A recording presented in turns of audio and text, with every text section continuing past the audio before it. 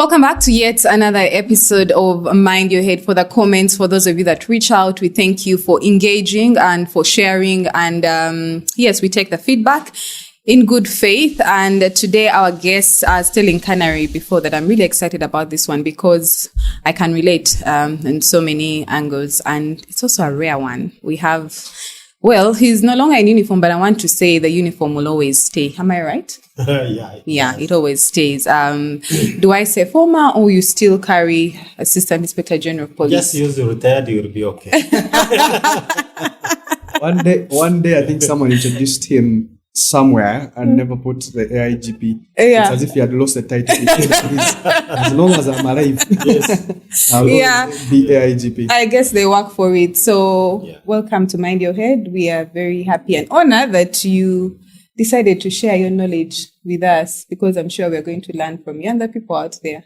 Thank you, Sheila. We always find words when you two guys are around me. Canary, how are you? Aigp Asan Kasingye joins us. I'm okay. Are you okay? Like I'm Kawa.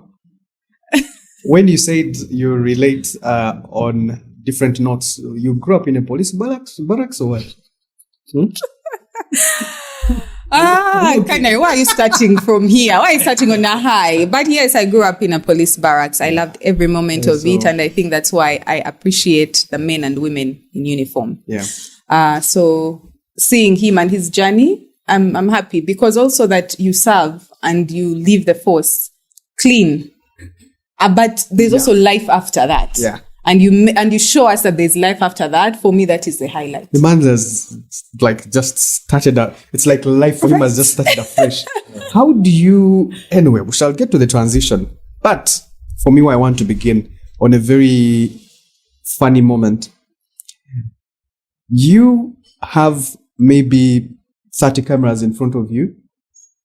And I don't know whether you are emotional or something, and you are warning off someone to stop texting you death threats. Being the face of an entire police in the country and having to deal with your own personal emotions and having to carry the burden of a government institution, how did you manage through all that? And you appointed police spokesperson twice? Yeah, I was a police spokesperson twice. The first one was 2006 to 2008, 3 years. The second one was only 1 year. Probably I did it 11 months. And this was in 2017. So, yeah, the incident you're talking about happened in my second stint as a public relations officer. And it happened after an emotional, probably 1 week of an emotional journey that probably affected me so much. This was the murder of my colleague, Aigp Andrew Felix Kawesi. And we had just finished the burial on a Saturday, went home on a Sunday in my village. And I was returning from the village with my wife. We had reached a place called Stera. Stera is somewhere around Najanankumbi, Entebbe Road. And the Inspector General of Police called me. And that he told me that he wanted to appoint me a spokesperson, that he had done a lot of, consultation, and because I had done it. And he was even open to me and said, even the other time, I shouldn't have, should have let you to move on. But he says, now I would like you to take up this role, but you have to leave the current directorate, which was Interpol, and you have to take up any other directorate. I can even throw some more light about that. And he said, you can choose any other directorate other than Interpol, CID, of course, intelligence. I don't know which one there's one which was technical ICT, says choose any other. And then I told him I was brought up in a way that I don't want to say I want this. Okay. And my time in the police, I have never gone to anyone to say, I want this office. I have never. All the appointments that have been given to me are discussed in boardrooms or depending on what the boss wants. So I told him, choose for me. Then he said, you'll go back to Chief Political Commissar. I even don't know why I removed you from there. So I said, it's okay. Now, this was Sunday. And remember, it was such a huge toll on me. I remember that day when they called me that he's dead. I went to my office, pulled the chair from at Interpol, put the chair, put it outside. I was glued in that chair from 9 a.m. up to 6. I never left that chair, not even going to the bathroom. I was thinking about so many things. Why? And now this is Monday, after burial, and after we are reading everything. Why? We are talking to each other. You call so-and-so, tell me, Grace Akuro, what do you have? You know, you keep on talking about so many things. And there were no answers. There are many questions and no answers. Now, as I go to my home in Entebbe, so that in the following morning I can come and begin this duty, someone calls me. I'm going to bed. Someone calls me and says, I am so and so, and I have been working with the late, and I can tell you there are so many things that we are dealing with, but the most important thing is that he was giving us resources. He was giving us money. I said, what kind of money? Where was he getting the money? And why do you want money from me? Have not even assumed office. What are you talking about? I don't understand. He's saying, no, you have to give me money. I've been giving him information, all this, that. He mentioned so many things. And then I said, hold on. Probably you're talking to the wrong person. That's not me. I don't have money that I go throwing around. And secondly, that's not my method of work. Okay? But if you do work, and then that money is designated for that, I will give it to you, but otherwise I don't know what he was doing. Then he said, if you're not careful, you may go the same way he went. Right? So I said, okay. I tried to break it down into the emotions and all these emotions and a difference of about maybe 9 hours. Most of the hours I'm sleeping.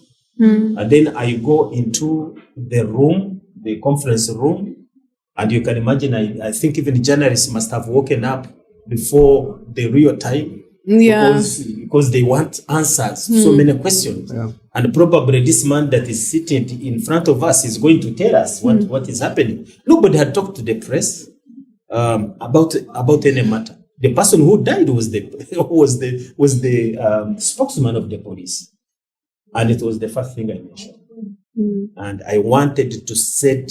Everyone is looking for answers about the death of this man. You come with your own... Yes.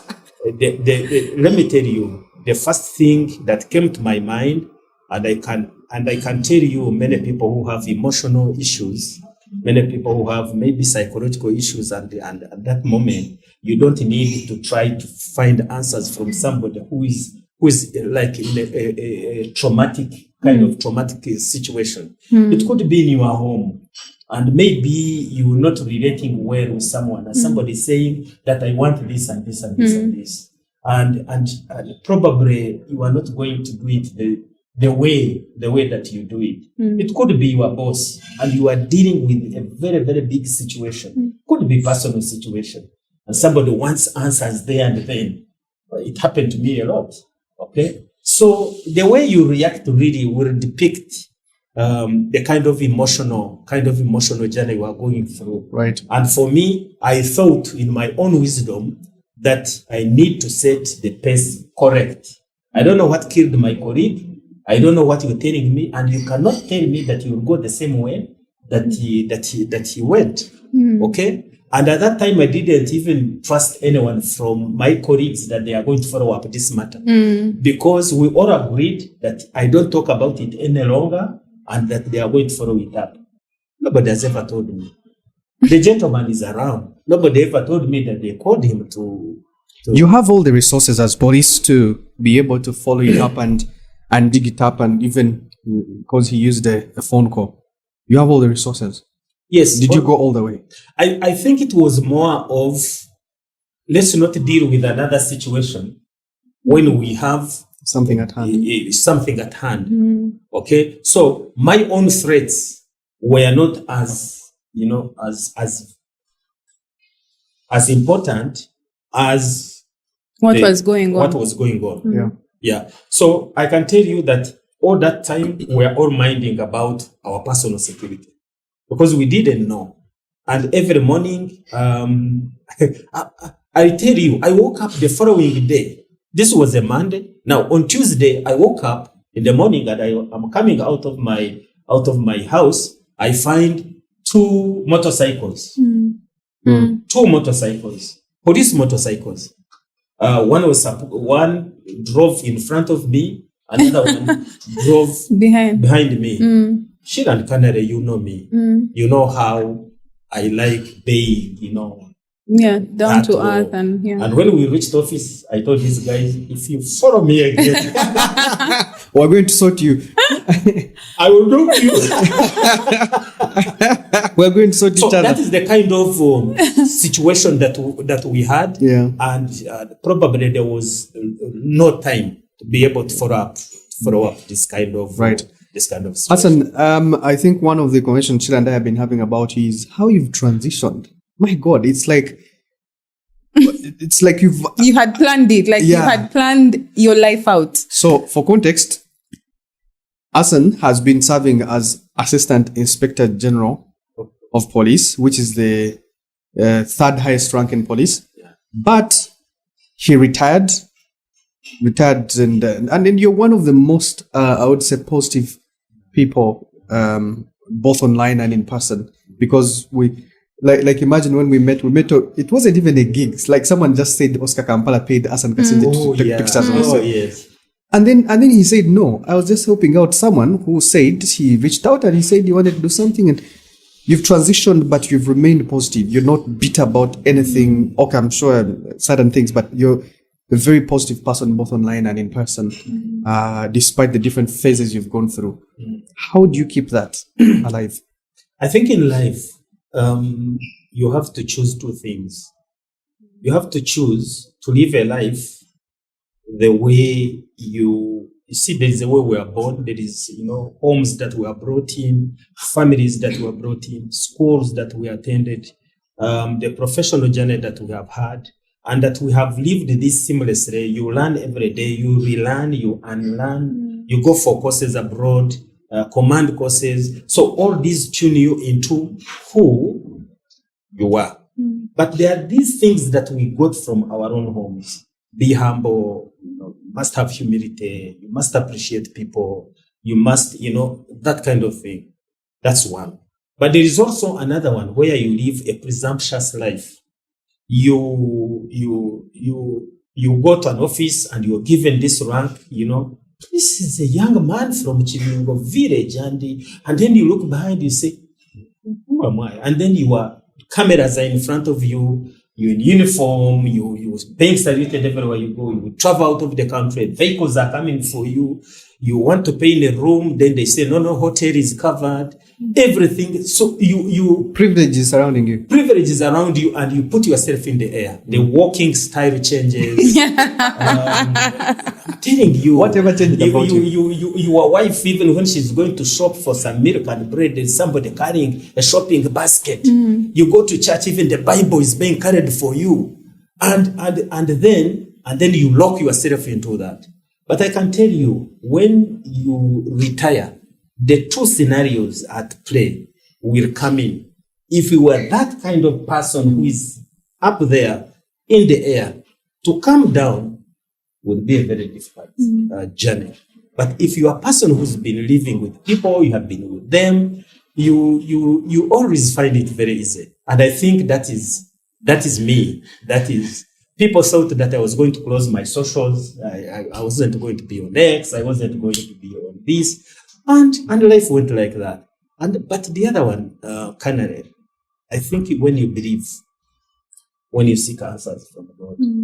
I can tell you, when I left office, I didn't know what I was going to do. Nobody should lie to you. But the moment I left office, I don't know where the Bishop of Ankole, he called me and said, I know you are handing over. We want you at All Saints, Nakasero. You are going to be chairman of the venue committee, the biggest committee, because the Greater Ankole was going to host the 3rd June. The 3rd June. And like you leave office, you go to another office and you find you organizing a lot of things. And something had said, okay, so people are going to come to you because of this and this and this. And I listened to that. Because even what I'm doing right now as the managing director of a new company that was formed, that started running after my retirement, it is not me who chose the name and went and registered the company. Somebody had registered the company, but probably, how do you start it was the question. And here I am, and I'm going to sit on an interview, a UN interview, on a Monday. And this interview was supposed to be for a UN police commander. And I was headhunted. Somebody was following up the events surrounding me. So they wanted me to sit an interview on a Monday alone. There were no other people. And I'm supposed to have gone to Afghanistan with lots of money and all that. Now, I met someone on a Saturday when I'm launching my book. This was 30th of July, 2022. So, NBS, you did a lot of work for me. I want to thank you while I am. So I went there, and then this gentleman, who was my guest of honor, says, what are you going to do? So I told him, I'm going to sit an interview on Monday. I want to go to the UN. I said, have you ever considered doing a business? Business? I said, yes, business. So what about if we meet tomorrow? This is Saturday, and we meet tomorrow for many hours. Did I see the interview? You saw the opportunity. Yes. In finally business. doing business. I learned that while you're doing your work, many people are watching. Okay? So when the people watch, and now they realize you are out of there, so there are so many things that they think you can come in. And my transition is, I am an open person.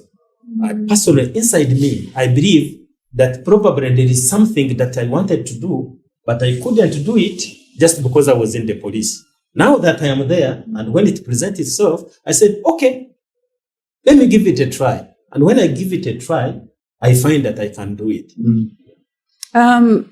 One thing I've noticed, first of all, I've always shared with Canary, I have issues with people online. But anyway, that's a conversation for another day.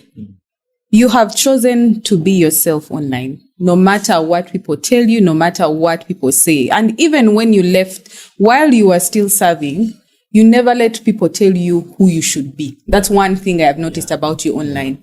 You always created that boundary of you will not force me to be the person that I am not. And even when you left and you said people had these different expectations of what you're going to be like after, you still were you.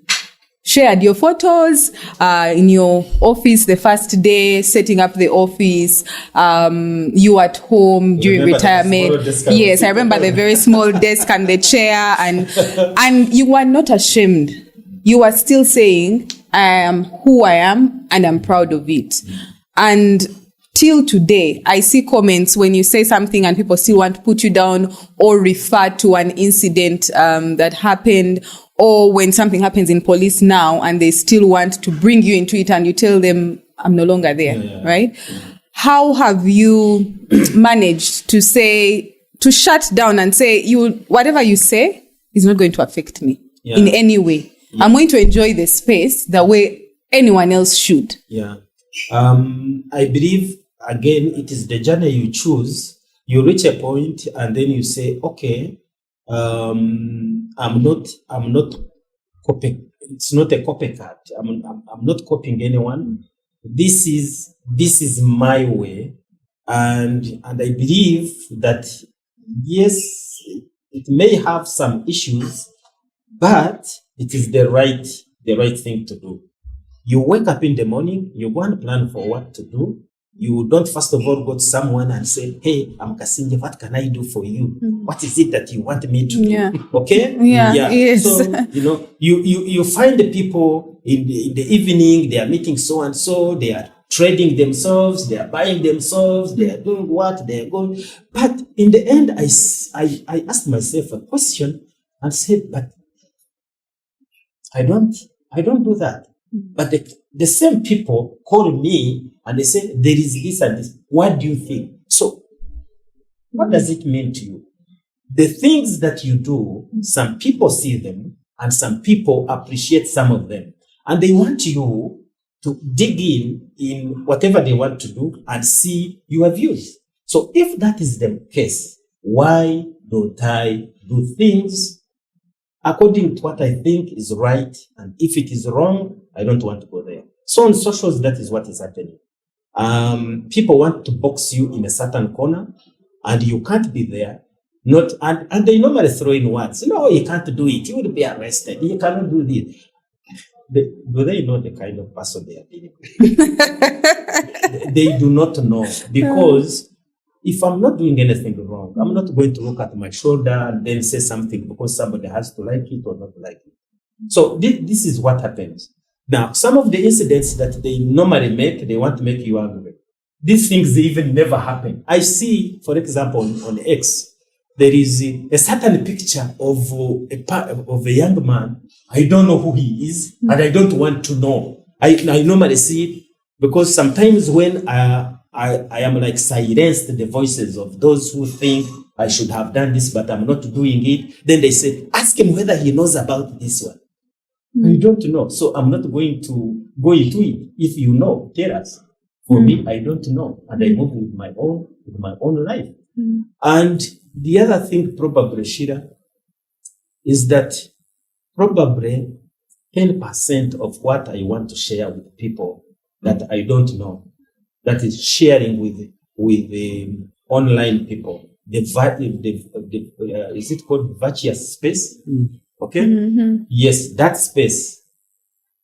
Probably we are going to get 5% from me when it concerns politics. But I'm a political person. I have very, very strong views about how this country is and what it is now, where it was and where it is going. People who know me know that at the university I was very vocal. I did political science and economics. I went to Chankwanzi. I have been in government. I have very, very, very, very strong views about that. But they should be shared with people who value them. Understand them, and they value the kind of things that I'm talking about. But somebody challenges you and say, "Hear us, the police have beaten someone." You are in where you are in your own, you are in with your family, your wife and your children and other people. Then you are on a board, and then you must sit around and then go to this person and start saying the police are wrong. What took me there? To calm down.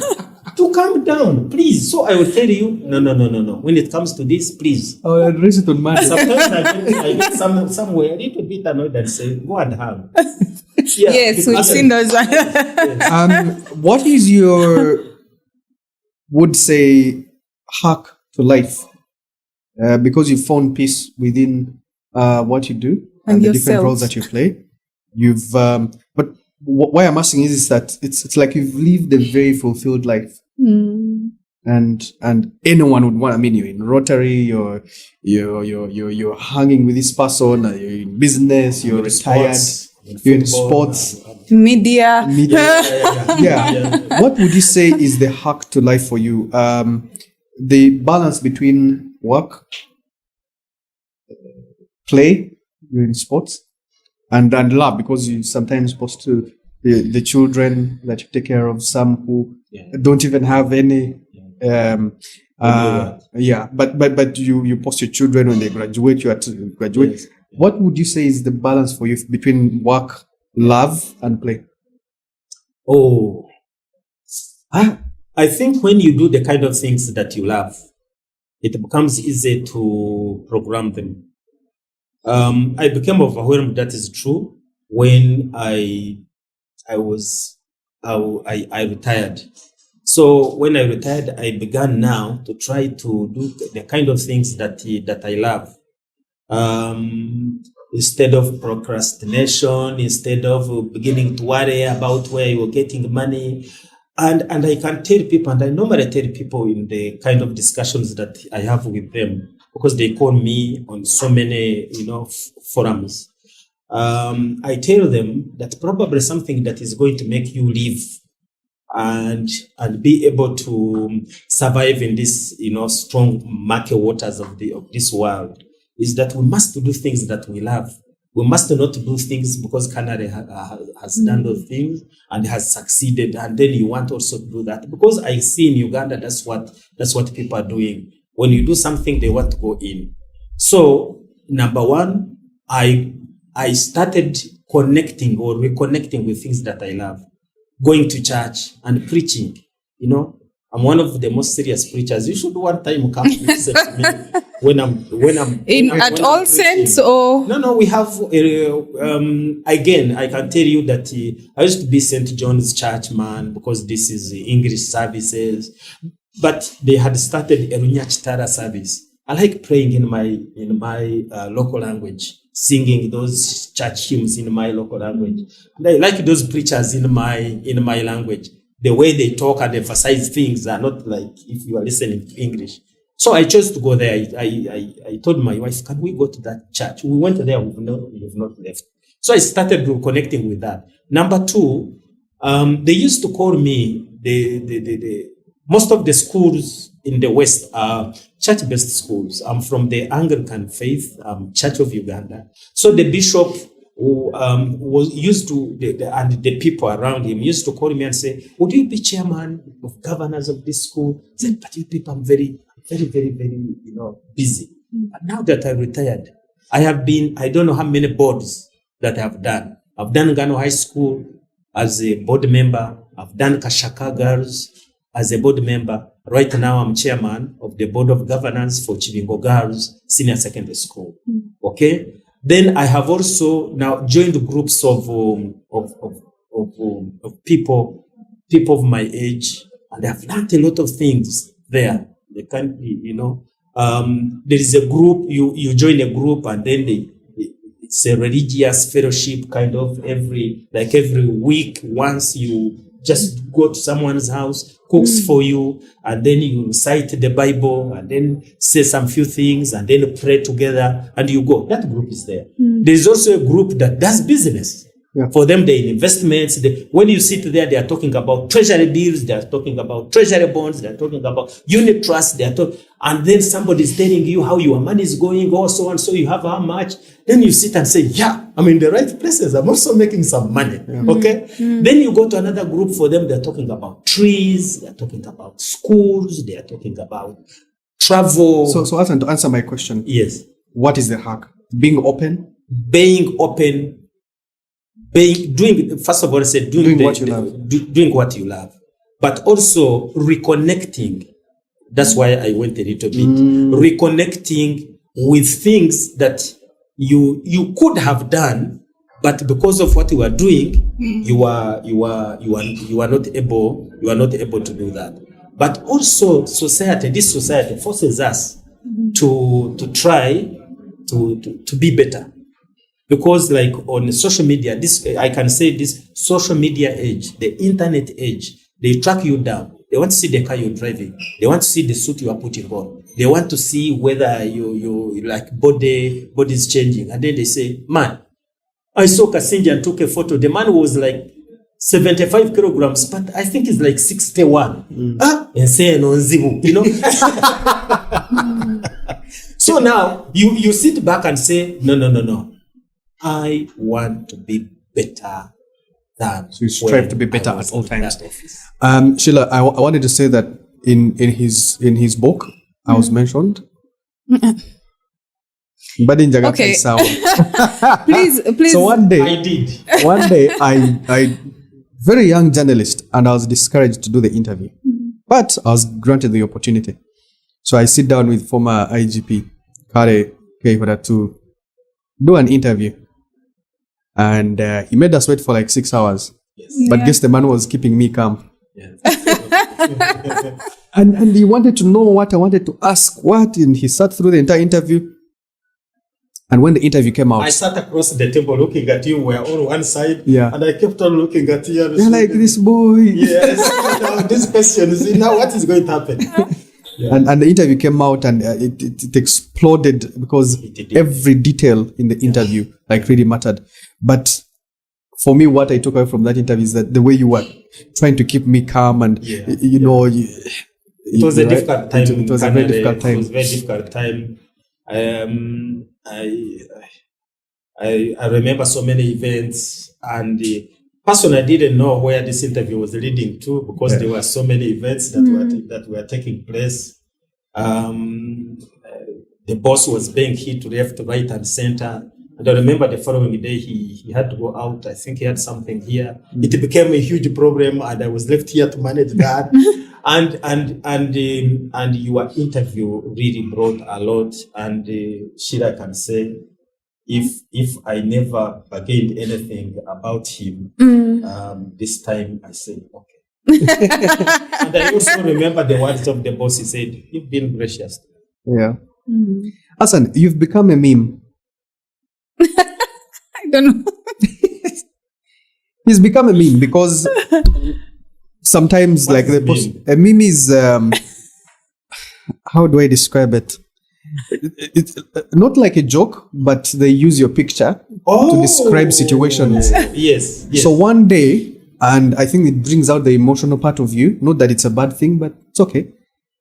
You are at a game because at some point, I don't know if you still are at Police FC, but at some point something happened and you are disturbed about the decision of the referee. And then, so there's a picture of you doing like this, right? And they use it a lot online. How do you feel about certain things? Because they use my pictures as memes all the time. I do. When I'm running, when I'm tape measure, Yeah, the tape measure one. yeah, and I've made peace with it. But for someone of your age, how do you come to terms with that? Again, it is the reflection of who you have been. And when they bring up those memes where you were passionate about something, inside, first of all, you don't like your picture appearing like that being used by other people. Whether it is for good or wrong, you kind of do not like it. But at the same time, it's something that tells you that people have been noticing. They've been noticing the kind of things that you are doing, and that was one of the greatest passions that I've had in football. It's something that I've seen a lot, but with that, and people didn't know the reason behind it, because that game had a lot of things about it, and there were so many talks. So for me, I wanted to attend a meeting at police headquarters, and someone who had gone with the team called me and said, "Chairman, ochimanyi nti ne ref bamukyusiza." And I said, "What? Ref bamukyusiza? I'm coming." So when I came to watch. So any small thing that would have happened, it would have triggered me. And indeed, there was something that triggered me. But generally on memes, I am okay with them, because really, I haven't seen a meme where I'm torturing anyone or where I am violent, anyway, something to do with human rights, like violation of human rights. If that was going around, I would be concerned, because my name is everywhere, including the international community where I worked in the Interpol. So I would care very much about that. There's one picture which I asked someone who serves in the restaurant. What are they called? The waitresses. The waitress. I asked the waitress, actually a waiter, who was a gentleman, said, can you take us this picture? My brother used to work with a gentleman. They all have the same name, Herbert, in Save the Children. And they used to work together. And he used to bring this gentleman to me.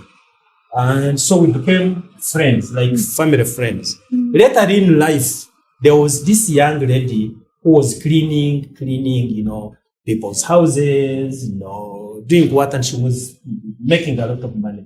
It intrigued me and say, how can a young university student be able to do that? What really pushes her to do that? Now, I said, I want to meet you at Naguru, just near police headquarters. There is a place where people go for weddings and all that. Not Kembabazi, but Hilltop. Yeah, Hilltop. It's called Hilltop, near Catholic Church. Okay, so we met there. As we were talking, I asked, who are your parents? Then she mentioned my friend. Then I said, from today, you're my daughter. I am going to be interested in the kind of things that you do, the kind of things that you put on media, and tell me your view about where is this ending. So one time we went with some people and went to near NBS Skies, and we were seated there. Me, I didn't want even to eat. I said, you eat. I was seated there. Some other people were seated around us, and I gave someone. I said, take a picture with my daughter here. So they took a picture. Now that picture, I am the one even who put it on X. So after taking the picture, I put it there with my daughter and this and this. So every time somebody wants to annoy me and say, Wakarie. And I'm like, excuse me? What are you talking about? This is my daughter. This is someone who comes to my family even right now and spends a day, a night with my family. This is somebody who goes to my family village, to my family home in the village. You feel like you cannot submit yourself to explaining all that. This is someone whose hard hustle I am talking about made me a board member with actually I'm the chairman, then her father, her mother, and I am a member in the registration of her business. And then you come around and say, and so sometimes they can affect you. And you don't have time to explain to people. And the more you try to explain to people, the more they think there is something hidden in the cupboard. Sometimes I think they say silence is golden. Yeah. So sometimes we let it be. Asan, in terms of mental health, do you think you're better now or when you are with the police in terms of your mental health space? I think you got more gray hair when you're with the police. I am way, way, way, way better. Less pressure. Can I give two scenarios? Okay. And you understand the kind of thing I was dealing with. So one time I was PRO of the police, and I wake up to a death of a young lady in Nansana. And as we were trying to deal with it, I remember I was asked, and I said, no, this is a matter that we're going to deal with, very family, and I don't know where PROs get all this this kind of we are going to investigate and we'll get to the bottom of this. Those words. Following day, another one dies there. And these two, up to date, nobody knows their relatives, where they came from, what. Nobody go and research on this matter. Nobody knew. These were the ladies in Entebbe. Nansana, sorry. In Nansana. Now, every morning I woke up to a dead body. Every morning for 23 days. Right? And I reached a certain point in time that I never slept at all. And I would sit there with my phone. Whether I go to the washroom, I go with my phone. Everywhere I was going my phone, something that I still do today. It came from that incident. So one time, I am seated in there, and then the call comes and say, this one has also been killed. When we had done a lot, we are moving at night on foot, we are going anywhere. You remember those press conferences we did in Entebbe, in Kasingye, all those issues. And then someone says, There's a lady just been killed, and that was the last lady. It was a place called Chitara. She had been killed and dumped on this Kasasiro heap, and then someone tried to question me. I don't know how I went. I was down on the floor, and the only thing I had, my wife was making, like she was crying terribly that I had died. So I don't know how I fell down. I don't know really what happened to me, because it was too much for someone. But for it was a mental breakdown. It was a mental breakdown. I even don't know how I went down. I cannot tell. So she dealt with that case. I understand she told me later that she wanted to, because the phone was still on, the person that was calling me, she wanted to ask that You were doing person, a phone interview. what do you want with me? If it means his life, let him leave police. Let him leave police right now and go. So it was too much to deal with. So the emotional balance now that I have, I can decide not to come to the office. I can decide not to deal with something in the media. By that time, everything you had to deal with it. If you don't, they will ask you. So people are still asking this question. Why are you not telling them? So you have, stupid as it may look, you have to deal with it. Why was the burden on you? Or why did you feel the burden was on you? The burden was on me because I was the frontline person to explain The face of the kind of things. And I don't think that people wanted to hear the story you said yesterday. Because if yesterday you said we are dealing with these people, we are following them up. Sometimes you arrest people, they are in prison, and then they say, but you said you arrested the people who were killing women. So who killed this one? So and as you're answering, yes, they are killing. And your colleagues are also affected the same way. Let me say this. Something has happened. They are asking you. You tell them, call me in 10 minutes. Then you call the director of CID, director CID, or director of intelligence. Tell me, there is this case. What do you have? Said Mr. Kasingye. I think if there is anyone disturbing you about this matter, just leave them. We are all affected. So now what do? For you, you have to look for some answers. Yeah. For them, they are doing their job. They are going step by step. But while they are doing it, you have to make sure that you build a narrative that gives hope to the country that this is something that they were dealing with, and people should not fear. Yes, people should not fear. The women groups were coming up and saying, women are being targeted, they are being killed, police you are keeping quiet. So you have to deal with them. You have to go and meet them, wherever they are. You have to go to their offices. You have to go to the media, because I would go to the media and I would see the canaries of this world looking at me as if this man is clueless. Why have you invited a clueless person? On the same note, as we conclude this conversation, how the public perceives your colleague who went into your shoes after you had left, Fred Enanga. What do you have to say about that in just 2 words? Because what you just described just brought to me in my mind like a picture of what he goes through every day. What he has to go through every day. What I recall, what the public still say, is that I could not tell a lie. I didn't want to tell a lie, and even if I tried to tell a lie, someone could see I was telling a lie. But for him, they said that everything he was saying was a lie. It was a lie, and he spoke the truth by mistake. This is the kind of with such a straight face. The kind of yes, and he said it with a sweet face. But for me, I was like, tough in saying something. Did the police do this and this? Then I would be tough, but I would explain to them exactly what it was. Yeah. So this is their perception. What can I do about it? Yeah. Let me say this. I tried to tell the public on my socials, I tell them that what Fred Enanga is telling you is exactly what is happening. If anything, That's what Canary is looking at too. If anything doesn't come out true, okay, because I was in that chair,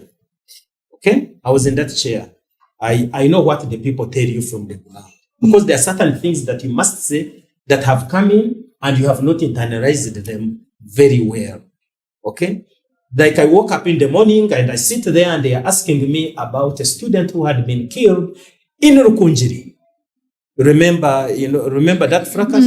And someone who was there tells me, and very confidently that it was a stone. He was hit by a stone. There were people were throwing stones. And I stood there and said, no, this student was hit by a stone. The following day, there were the people in the hospital, they were showing me the bullets that they had removed from the body. These are forensic experts. They said, Mr. Kasingye, you said that it was a stone. We have removed the stone. It is here. And they are showing me the bullet. And then I had to come back whenever, maybe you can choose, some people can choose me that I would renegade on my own story. But for me, I believe that was the right thing to do. If I've told people a story and that story doesn't come out exactly like it was, I would come out and say, yesterday I said this, but today we have credible information that it was indeed this. And that's what I did. Before we conclude, Asan, I'd like to know, has your presence online affected your family in any way? Because like you said, you are going to the bathroom with your phone. Every time you're on your phone, we see you active on social media. Has your family in any way maybe complained, or has it affected you in any way? And is there any comment? Because yes, you're used to it, you're strong enough, I see you fighting on. But has anyone said something that has really brought you down? Yeah. I went to court and took a young man that had written something on Facebook. They took him to court. I had finished 18 days in hospital suffering from COVID. And people were even saying that COVID, that I didn't contract COVID. That I'm doing this for government because government didn't want the elections, the campaigns to go because the other one has big masses. Now this one is restricting them to 200. So you have to act like So I am one of the people who were in the hospital so that COVID is there, COVID is killing people. But I came out of it. I finished 1 week, 2 weeks. And after those 2 weeks, I'm now going back to office. I know I don't have any COVID in my body. Now, as I was leaving home, a phone call comes from Deputy Inspector General Police. The day before, there was a confrontation between Nook people and the police. They wanted to come to Kampala and demonstrate over something. And you know what happened? Some skirmishes. People had come from Mityana, what. And actually, it is a meeting of Echka Chembogo that took place in a place called Guru in Mityana. And the bishop emeritus of Masaka, Bishop Kagwa, I think John Baptist Kagwa, was leading a mass, and then the police from Mityana came and arrested. No, tear gas. There was tear gas, and people ran and all that. They never arrested the bishop and all that. So there was public anger, right there. So when I was coming, I said, I would like you to go to Masaka and apologize. When you leave there, go to Bulange, to the Katikiro, and apologize. I think I remember that incident. After that, you go to the Chikachembogo, the Zimutaka, and you apologize. I'm coming to office for the first time. I have not been in the office for the last 1 month. I'm coming. I didn't even reach police headquarters. Now, while I was there, we didn't have these masks, these new ones that we know people are putting on. So I had told someone to do me my mask with the words community policing, community policing. The purpose was I don't want any other person to be affected like I was affected. So I told my PA, while you are coming with a group that is at headquarters, okay, come with the masks that I told you to make. And they were all sealed very well. So he brought something like 10. Now, we collected on the way. We went and sat at Total Nyendo, and somebody coordinated us with the bishop of Masaka. So we went there. We talked, I apologized. The Bishop Emeritus of Masaka told me two things. Number one, it was his first time for the police or anybody from government to apologize for the wrongs that they have committed. Number two, he said the vessel that was used for delivering the apologies was the vessel that he thought resonated with the apology.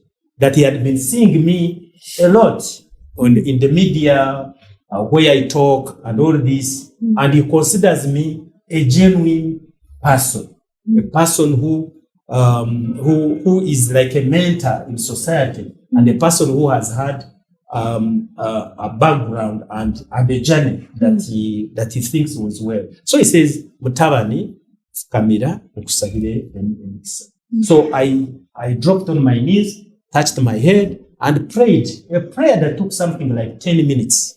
And after that, he said, Basonye, go and tell the president, go and tell the Inspector General of Police that I have forgiven you and I have nothing in my heart. So after that, I called my PA. I had not even touched these. By the way, I was also putting it on for the first time. So he brings those 10 in a cavera, and then I said, you give them. So each one went picking. I also picked and put it on. Okay? So we went outside. They removed theirs. I don't know what they were putting on. And they all put community policing. We went outside and took a photo.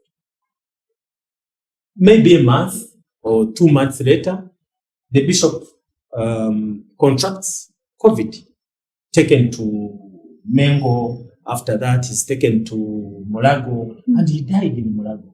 This young man goes to his Facebook and he puts the coffin, okay, of containing the remains of the bishop, the picture which we took, and said, Kasingye yasse bishop yamuwadde obutwa n'afa. Makerere Gate. I was busy on my phone. The driver had seen it in the morning because for him he was always on Facebook. I didn't like Facebook, but I had to go there because I'm PRO. So he kept on looking at me in the mirror. I am. So when we reached at the gate of Makerere University, I think we used the Nakolabi. I said, Naya Fund, haven't you seen the Facebook story? I said, Facebook? What story is it? He said that you killed the bishop. I said, what? I killed the bishop? How? So he tried to explain to me, and then he says it is on Facebook. I said, pack. He packed and said, give it to me. And I read. To tell you, I was like broken down. I don't know how it was. Killing a person? Killing anyone? Poisoning anyone? By who? Why should I? Anyway. You looked for the guy and just took him to court. I just called the CID headquarters, the right department that deals with the people who write, media offenses. They took statements. This young man was called to CID headquarters. Immediately he reached CID headquarters with his mother. We are still in that kind of COVID situation. So he says, I was forced. I was told to write this story this kind of writing is even not mine. Some people gave it to me and they say I post it and they will give me money. Okay. And then the officer said, okay, can you go back to your Facebook account and you remove it. You apologize. When you apologize, the fund here will leave you. Indeed, I told them, if he apologizes, let him go. So the case never kicked off. That evening, that afternoon, they heard that the boy had accepted, he has told, so they sent their lawyers, even some people from that party, which I don't want to keep on mentioning.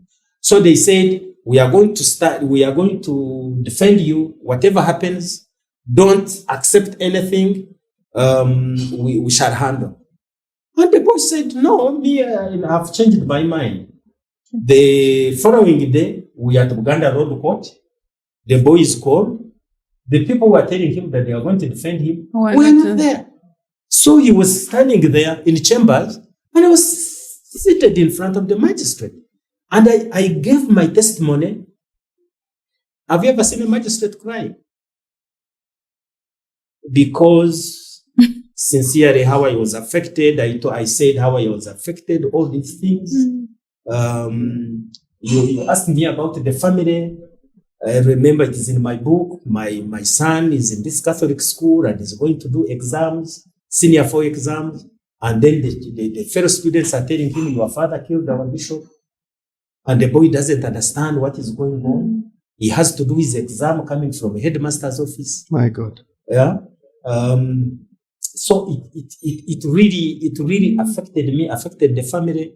And this boy, knowing that he's going to be convicted, he cried in court and said, I still maintain, I was told to do it, was given money to do it by so and so. And then the magistrate looked at me, looked at the boy, looked at his 16-year age, and then he says, Afande, forgive me. And you did, being the kind of person you are. Asan, what a way to conclude this conversation. Yes, and I did. And I did. Thank you. My wife, after all that, she's on Twitter because she knows I like Twitter. I cannot leave it. But I'm the only person she follows. One day. And there's no one who follows her. Sheila, one day. To follow her. So you will not find her. So she knows what is going on. I no longer have to explain because she knows. Sheila. And my children are also there. They know what is going on and they understand. Okay. One day, Asan tweets, this is the last time I'm being on X. It's been a pleasure. Bye. Yes, I remember that tweet. I remember that tweet. I don't know what had triggered him that time, but... And I was back. And like after a week he was back, I was like, Ate. Asan, thank you very much for sharing your story with us. Thank you. Thank you very much. Thank you to our sponsors and Mbank and the Maze for hosting us for this episode. And catch you next time. Please subscribe and share your feedback and comments and guests you'd like to be hosted.